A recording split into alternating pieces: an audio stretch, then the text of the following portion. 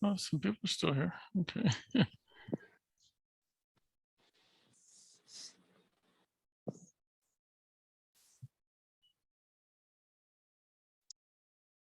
Okay, this is Chair Ontiveros, and I'm reviewing the participant list at this time to make sure that all of our commissioners are back.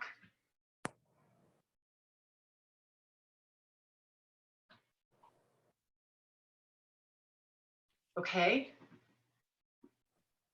My participant reflects that all of the commissioners are back.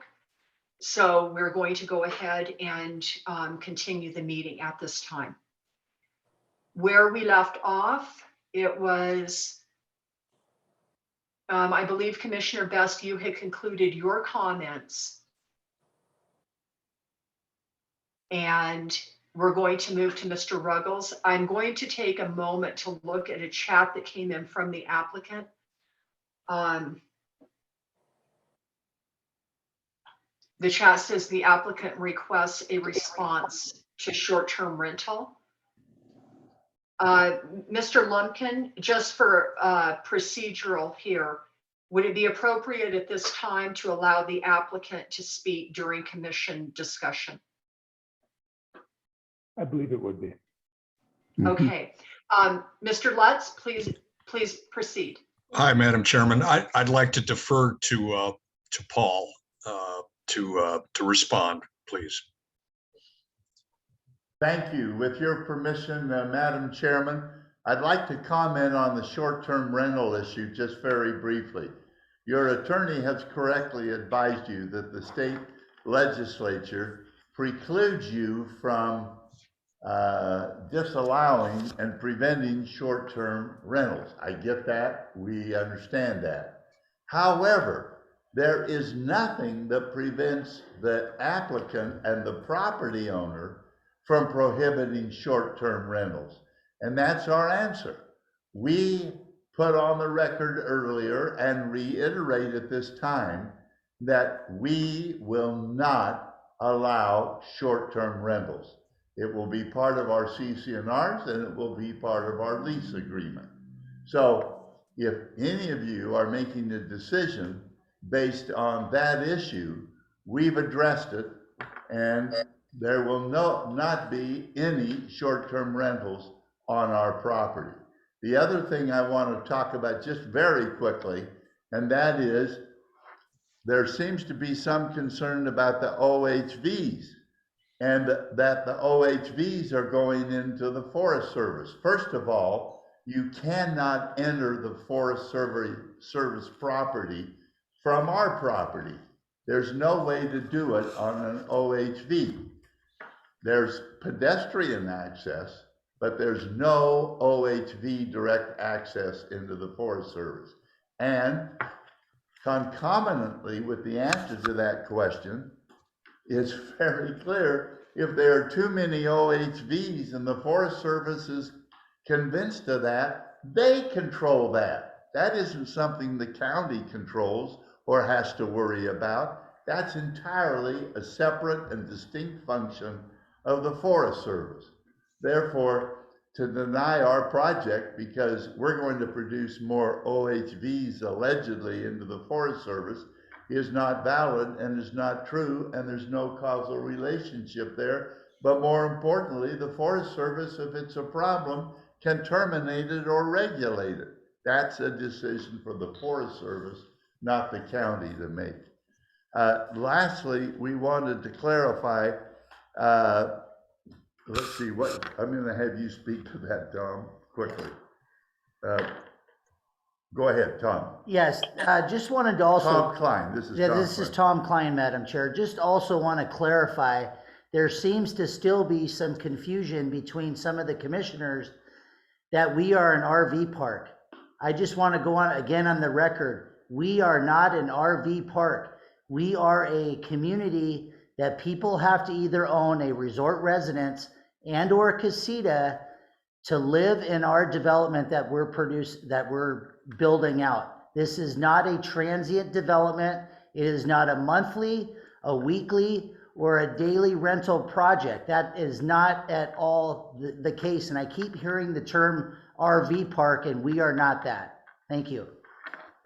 Thank you, Madam Chairman, for letting us supplement the record here. Okay, thank you, Mr. Gilbert. And with that, does that conclude the comments you would like to make to the commission this evening? Yes, ma'am. Thank you very much. Okay, thank you. Mr. Short, I see your hand raised. Madam Chair, I did want to make a correction to that comment. The Forest Road 772 runs right in front of the subject property. So when you leave the subject property, you go right into the National Forest on Forest Road 772. That's the only way to leave the property is actually going to the forest. So I'm not sure where that came from. Okay, thank you, Mr. Short. Madam Chair, I think we need to answer that. May we? Yes, please proceed, Mr. Gilbert. Okay. Either Bruce, do you want to answer that, or Tom? Tom will answer that. Madam Chair, we are surrounded on the Forest Service by 3 sides on our property, okay? So Mr. Short is correct. There is a Forest Service access road that runs from the Newman Park exit south to, I believe it's the Willow Springs or the Willow Springs exit, okay? What we are saying is that there is no direct access off of our 3 sides of our property. No one can enter this Forest Service unless they go out to the Forest Service road that we are improving. And that's correct. They can enter the Forest Service, but we've also been on record to say that we are going to be educating our homeowners and clientele that own in Windmill Ranch Resort of the designated trails that they can enter off of the Forest Service road, or how to get to a designated trail that is designated for OHVs. Our homeowners will be better stewards of the Forest Service than transient people, and that will be a given. Okay, thank you, Mr. Klein. I'm going to, at this time, ask everybody to mute, please. Let's see, we've got Don Dyer. Could you please mute? And could Samsung SM please mute?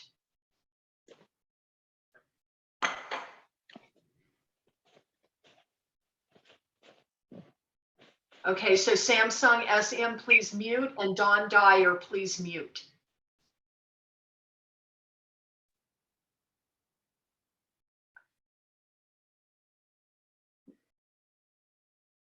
Don Dyer, can you hear me?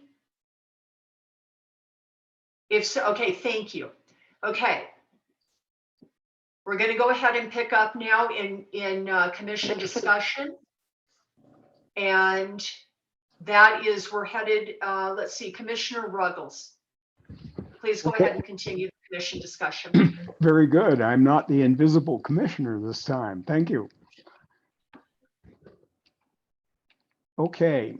When I looked at this coming up again, I remember very clearly the commission recommendations to the Board of Supervisors a little over a year ago.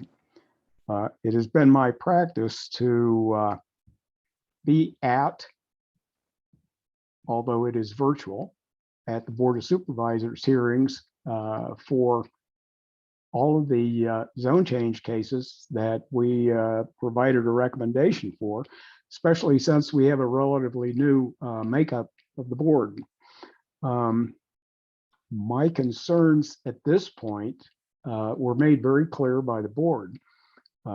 They are the elected Board of Supervisors. We are only appointed. And so I listened very carefully to what the board had to say in the hearing when they denied the original request.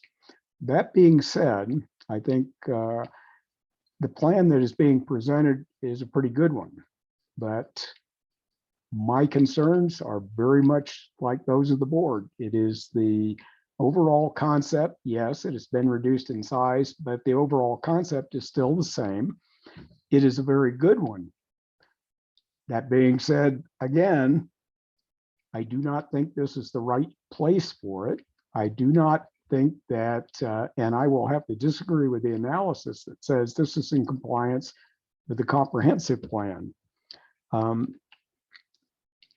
My opinion is that if you were to do a subdivision or a planned residential development as opposed to this, it would be a much better choice to go forward with. I also do not think that the requested changes to condition 14 about allowing OHVs to drive on the roads within this development is appropriate. Very simply, it makes it that much easier for you to just drive out onto Forest Road 772 and off you go. There are some real pluses about this development that go with that. I think that the demographic that you're going to have, if the applicants are being straightforward with us about the limit or the prohibition on short-term rentals, that will be very good. But I really would have liked to have seen what the ground lease for the properties looks like, and the same thing for the CCNRs. Those are the three major problems that I have. Those are the same problems that were expressed by the Board of Supervisors. I went back and pulled up the video from that just to be sure that I had remembered everything correctly. Now, there was fairly limited discussion, and the vote, we were missing one member of the board at the end of it because of technical difficulties, as I recall, and that was Geronimo Vasquez. But the vote was 4-0 in terms of denying the application. So the board expressed their misgivings about it in terms of the overall effect on the whole environment. And in that respect, I look at it that way, the same way. Public comment has followed the same thing. So at this point, I'm going to have to listen to what the rest of the commission has to say about this before I can make a commitment one way or the other. So thank you very much, and I'll turn it over to the next commissioner. Okay, thank you, Commissioner Ruggles. This is Chair Ontiveros, and I am the final commissioner to speak on this case tonight.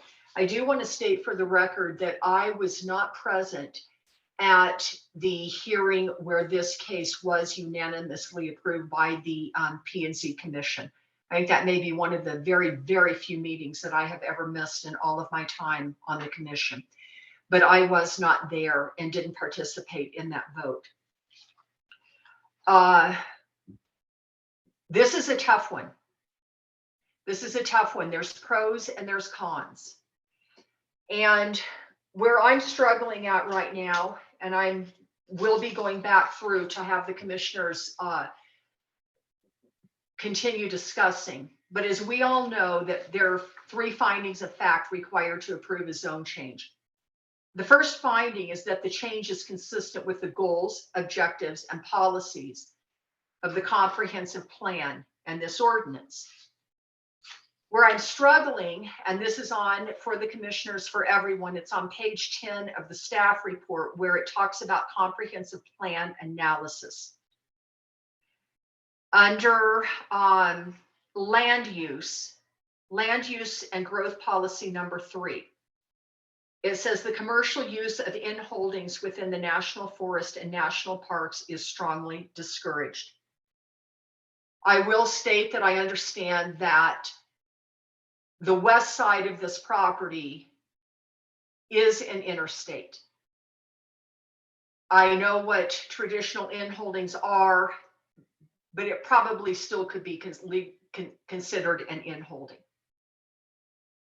Moving down to land use and growth policy number 25, where it talks about commercial development projects shall be located and designed in a manner that is compatible with the character of the area in which the project is proposed.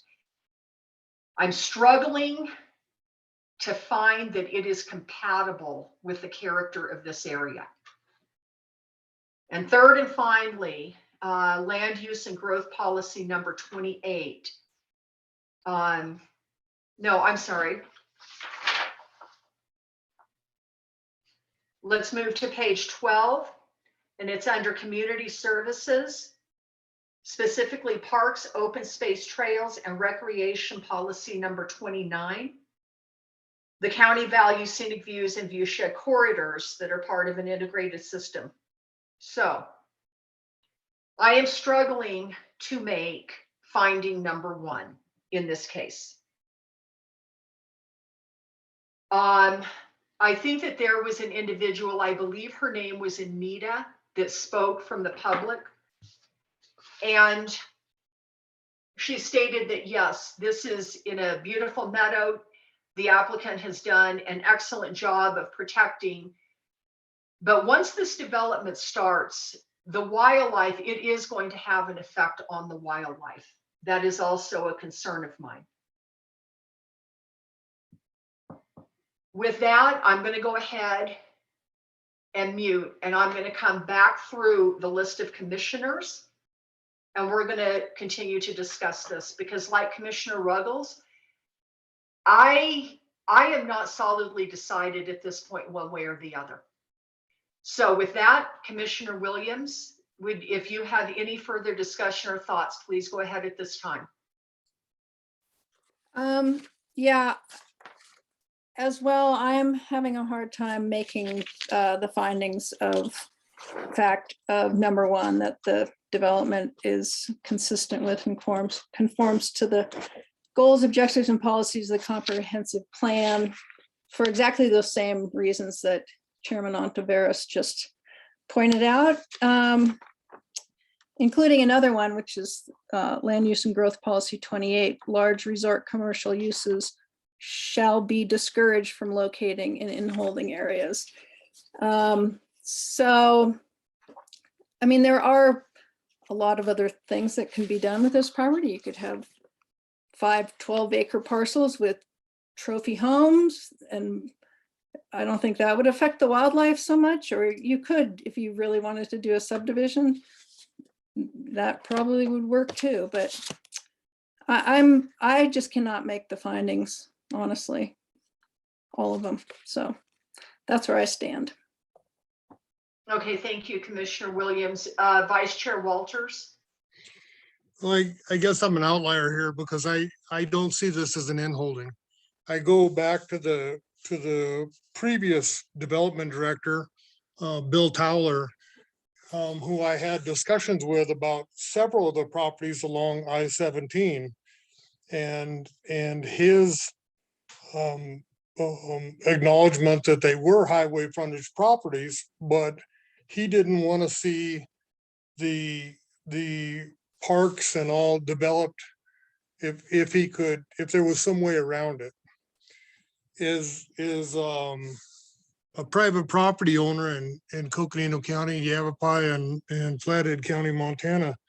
I look at private property rights too to see where the balance is, where the balance could be.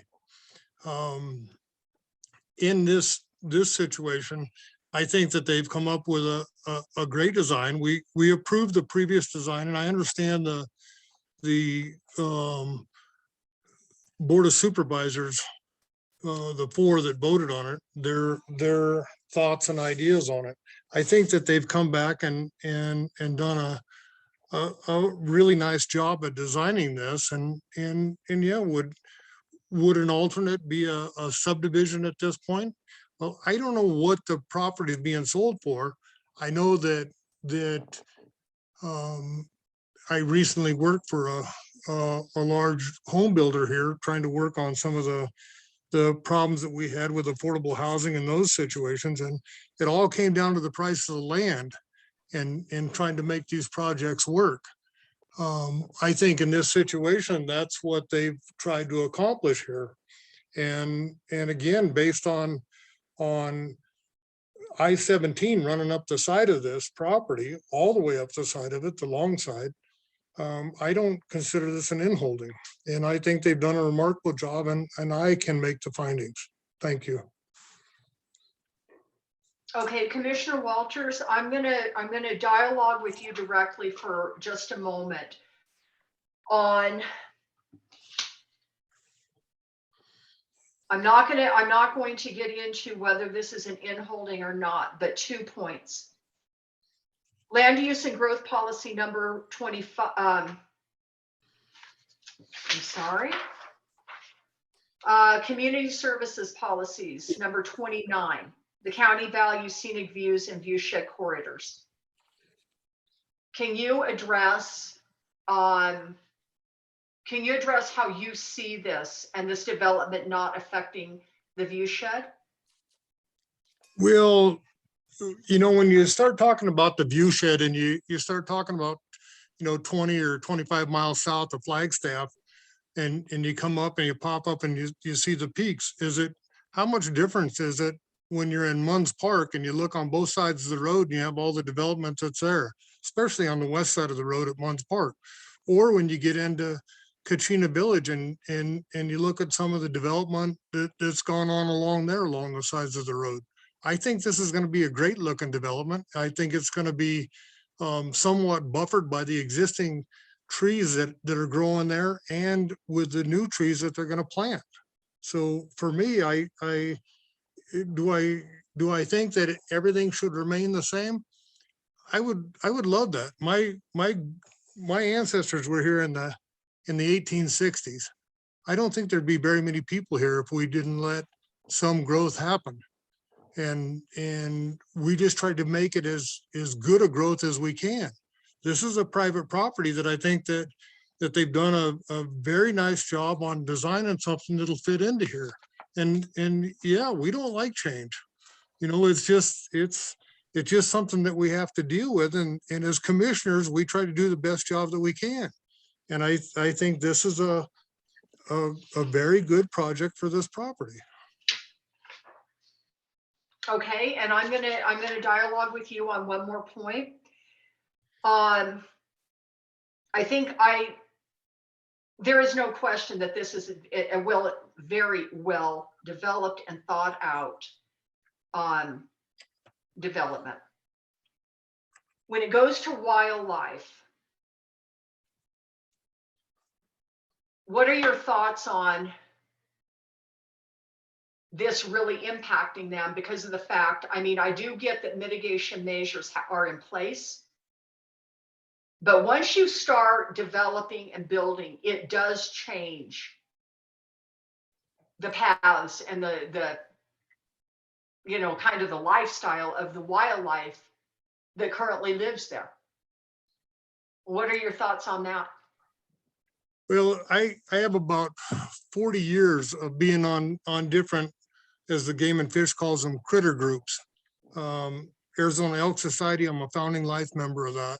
So I'm very dedicated to wildlife and to the supporting of wildlife.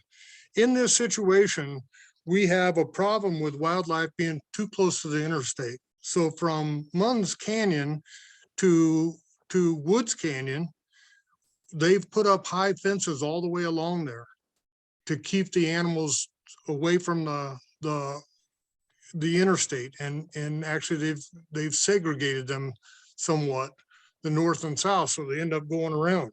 We have a lot of accidents, and they're typically reported as single car accidents when somebody hits an elk and it kills them. And in this situation, we have a lot of meadows that are up on top of the rim there, just above this. And there's a bunch of meadows there. The wildlife water that they're proposing here will be on either end and closer to the forest. Those typical watering times are early in the morning, during the dark, or late at night, or late in the evening. So as far as the daylight activities, when people are mostly out, I don't see them being impacted from the water. As far as the grazing, there's going to be some impact on that. But again, I think that the wildlife being in proximity to the road, we all see the carcasses along there from cars hitting them. What you don't see is the people that are killed. So I don't think having wildlife right up against the freeway is a great thing in my estimation. And yeah, it's going to change this somewhat, but I think improving the water for the wildlife is a great thing as long as they keep it closer to the forest and further away from the freeway. And I would concur with those comments. But when this development begins, okay, if things are going to be, you know, the wildlife's apple cart is going to be turned upside down. And that is without question. So what they end up doing at that point, you know, the scenario that you gave is after all of this is built, after everything is settled down. But what is going to happen, and this may be out of your expertise, but there's going to be a change to the wildlife in this area. And my concern is where are they going to go? Is it going to push them onto the freeway more? Let me Is it expand on my answer just a little bit, Chairman. So the Forest Service, Fry, has been working for 12 years to thin the forests of Arizona. So we have about right now we're over 20 years since we had a lot of thinning for the pulpwood, which is the small diameter trees, which was the only way to make that profitable. Now Fry is going to come in and do a bunch of thinning and open this forest back up to grasses and forbs that the animals eat. The elk and the deer eat different things, but it'll open it up to both of them. So doing the thinning around here is going to take a lot of the pressure off of the meadows because they're going to go back and be able to eat in the forest like they used to. So that's you know, my answer as far as what's going to happen, and it should be, the timing should be fairly close. when you say fairly close, you're talking about the construction of this development and the Fry thinning. Yes, ma'am. Okay, thank you. All right, Commissioner Clifford, your comments, if you wish to offer any more. I have nothing else to say. Oh, thank you, Commissioner Clifford. Commissioner Best? Thank you, Madam Chair. I still stand where I was. I just think this is too many people in the wrong place. It's a tough one. We don't know what's going to happen to this property if this isn't developed the way it is. But on a busy weekend in July, there could be 750 people on this property. Many OHVs, many people walking down the trails that dead end in the forest and crossing into the forest, hikers, bikers, into an area where there are no trails. We know that the Forest Service is way understaffed to handle this kind of an impact. We've seen the impact of the OHVs on other areas. I would just have to know that that was going to be under control before I would want to put, 5, 6, 7, 800 people concentrated this way in an area on a weekend. So really it's the third finding that affects me quite a bit, that the change will not adversely affect the established character of the surrounding neighborhood nor be detrimental to adjacent properties. And I think that you can go either way on the findings. The comprehensive plan tries to balance values, commercial values and values of retaining the ecology.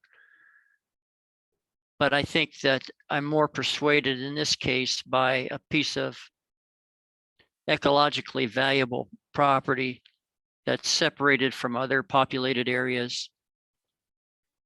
And so the policies, land use and growth policies 3 and 28, I think are the ones that I would look at in this case. So at this point, I can't make the findings. Thank you. Thank you, Commissioner Best. Commissioner Ruggles?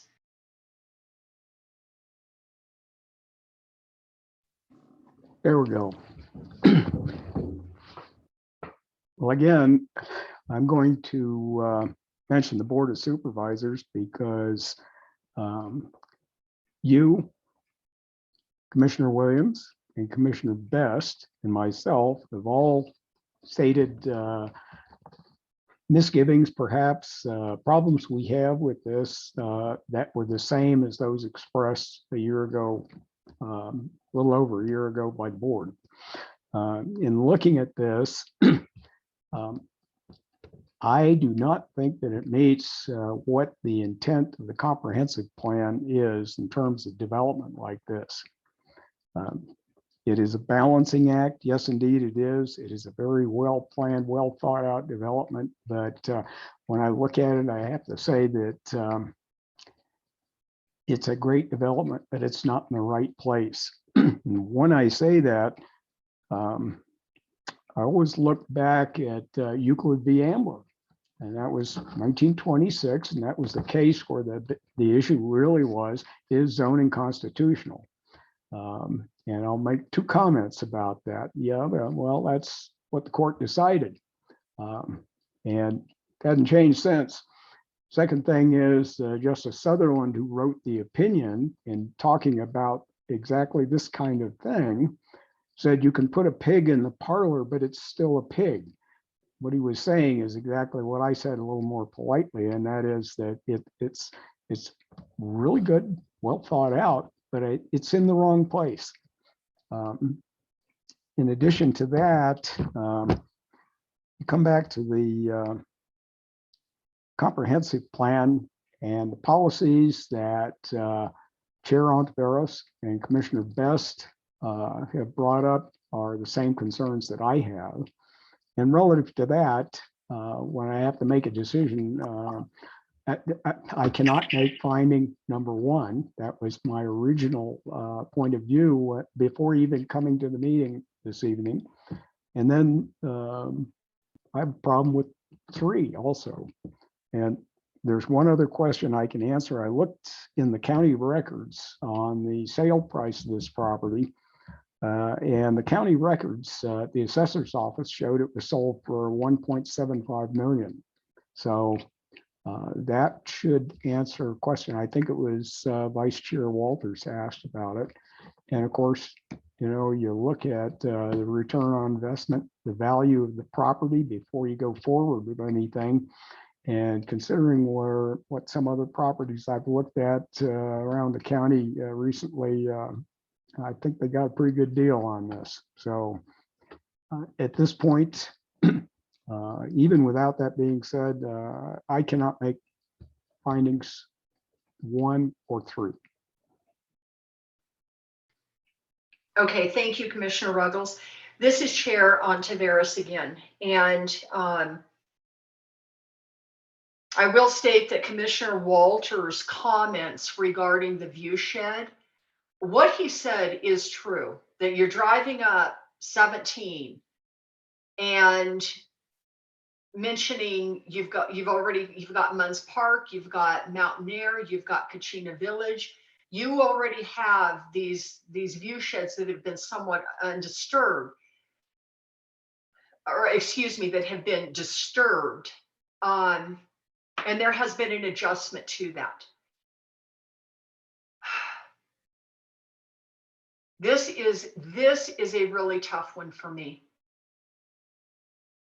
Really tough. And again, I was not there. I do not know how the first meeting went with the commission, and I do not know, I did not listen to the board's hearing. So this is really my first shot at this. So with that, I am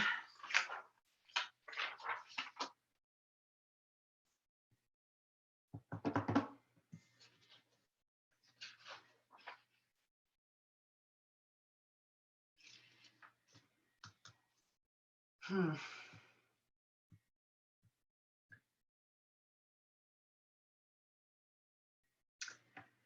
This is very difficult because we have an excellent development.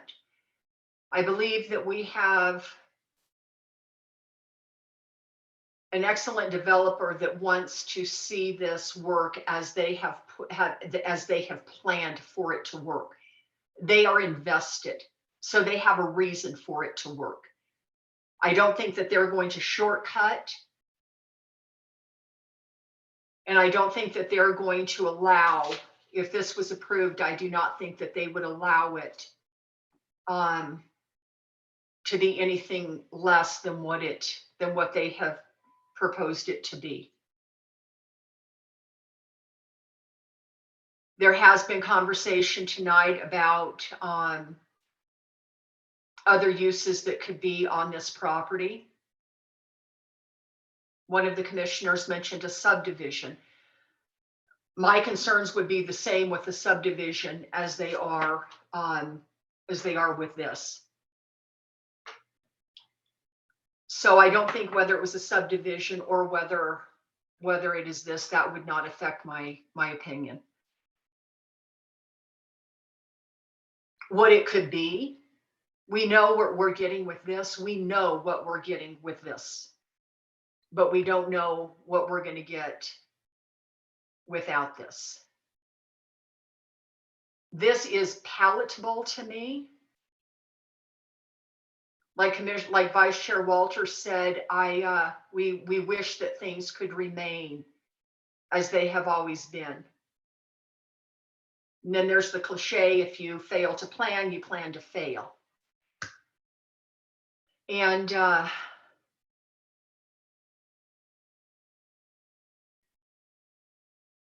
this one is a tough one. So I'm going to have to really take a look at whether I can make finding number 1.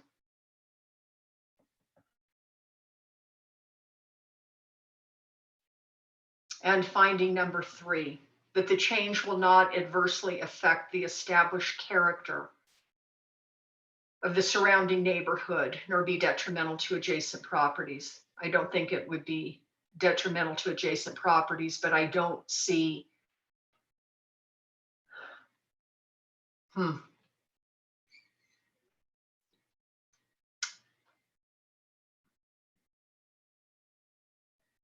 Boy, this is tough. Okay.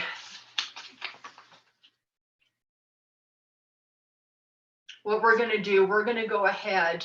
I'm going to be the last one that votes on this. We're going to go ahead and I would like a commissioner to make a motion and a second, and we will go ahead and move to a vote. I make a motion for recommendation for approval of case number ZC-22-004. I'll second that. Okay, I have a motion and I have a motion by Commissioner Walte, Vice Chair Walters, and a second by Commissioner Clifford to recommend approval to the Board of Supervisors for case ZC 22-004. All of those in favor, please say aye. Commissioner Williams. Or nay if you oppose. Nay. Vice Chair Walters. Aye. Commissioner Clifford. Aye. Commissioner Best. Nay.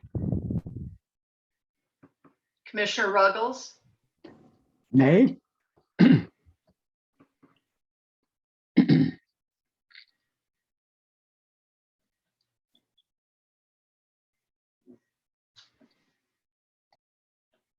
This is Chair Ontiveros.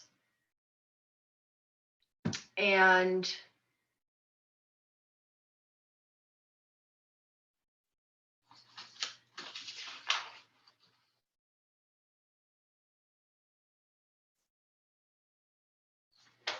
I'm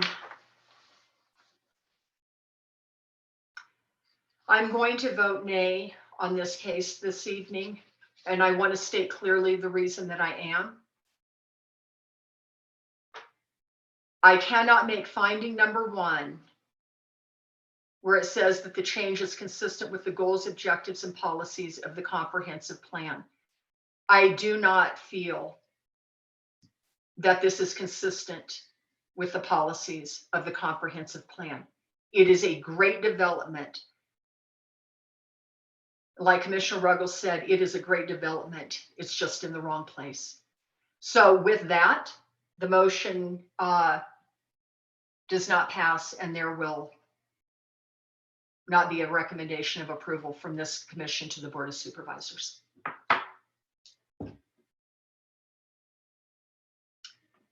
So, Mr. Short, in this case, I'd like a little bit of direction here. I don't know that in all my years of being on the commission that I've seen a motion fail, if that's what it's called. So is there anything else that we need to do at this point, or are we done as a commission? Madam Chair, I think you and the other commissioners have stated well the reasons they cannot make the findings, but possibly reiterating that at the end might be a good thing, just so staff can capture that effectively. I also want to remind the commission, and this is something often overlooked, but in the case of a planned district, there are 4 additional findings as well. Now they are very similar to the other findings, so I did note that the Madam Chair, that you pointed out that you could not make finding number 1, the first finding. Possibly some specific policies that to say why you couldn't make that, so we can create a good record for this denial, this recommendation of denial. Okay, very well. Why don't we what we're going to do for the record, I'm going to go through the roll call again, and Commissioner Williams, I would like you to state what finding you cannot make and why. Okay, I cannot make finding number 1. This is for the findings and fact required to approve a planned district zone change. I cannot make finding 1, particularly due to land use and growth policy 3, land use and growth policy 25, and also 28. And that's probably enough, but I'm struggling with also number 3. But I'll stick with number 1. I cannot make that finding. Okay, thank you, Commissioner Williams. By show Walters, you voted aye. And Commissioner Clifford, you voted aye. Commissioner Best, could you please state what finding you cannot make and the specific reason why? And do we care whether it's findings of fact required to approve a planned district zone change, or? No, Just no, a we zone don't. We change? are strictly on the zone change. Yeah, well, as I stated, number 1, I don't think it's consistent with goals and objectives, land use and growth, number 3 and number 28. And number 3, that the change will not adversely affect the established character of the surrounding neighborhood, nor be detrimental to adjacent properties. And I've explained how the impact of a sudden influx of many hundreds of people into that area without any mitigation from the Forest Service, no plan in place, that does not seem consistent with preventing a detrimental impact to adjacent properties. Thank you. Thank you, Commissioner Best. Commissioner Ruggles? You can state my objections to be as identical to those just stated by Commissioner Best for 1 and 3, and for the same reasons. Okay, thank you. And this is Chair Ontiveros. I also voted nay. I cannot make I cannot make finding number 1 based upon